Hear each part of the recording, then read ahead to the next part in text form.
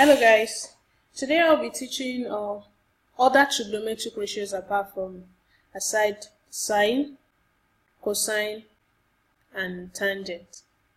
And we have a right angle, we have a right angle triangle here. And sometimes I've seen students try to memorize these things often, b over c over a, then the triangles comes and it's not they are not represented the letters that you have crammed and you get confused. So let's get started so that you get this once and for all. We have a right angle triangle here. This is the right angle triangle. I'm going to label this triangle A, B, C. The longest side is the hypotenuse. And I'm going to label that B, small letter b, which means the length of this side is small letter b. My angle of interest is this angle C. I'll label it theta.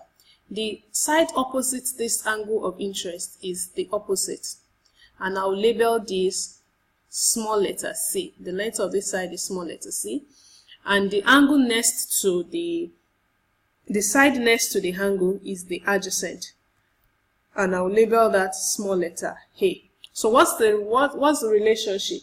We know our basic mnemonics for sine, cosine, and tangent. We have so, ka, tua.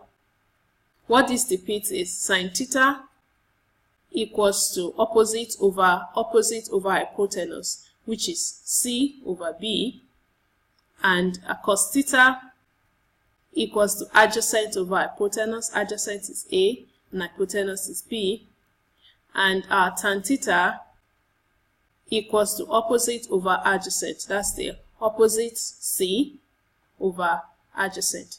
The other trigonometric ratios are reciprocal or inverse of the sine, cosine, and tangent, which means we invert it. Divide these ratios by 1.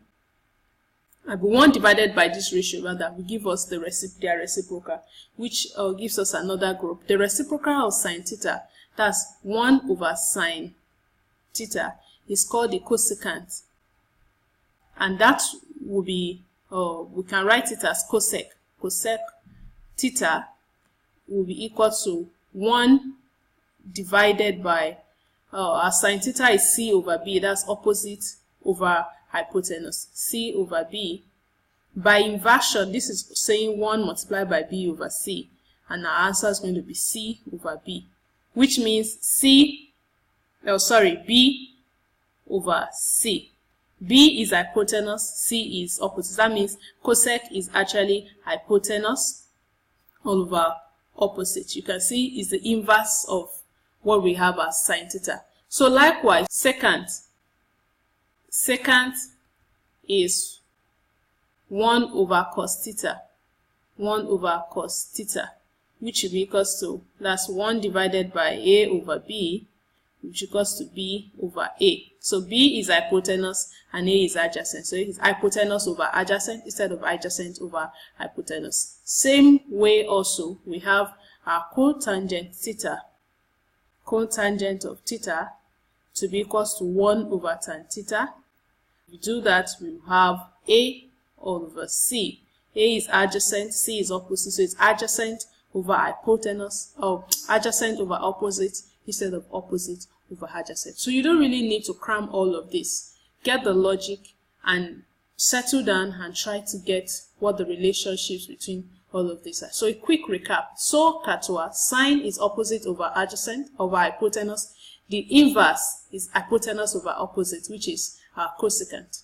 Then cos theta is adjacent over hypotenuse. The inverse is hypotenuse over adjacent, which is the secant. And tan theta is opposite over adjacent, and the inverse, which is cotangent, is adjacent over opposite. Very simple. Don't try to cram it, try to understand it.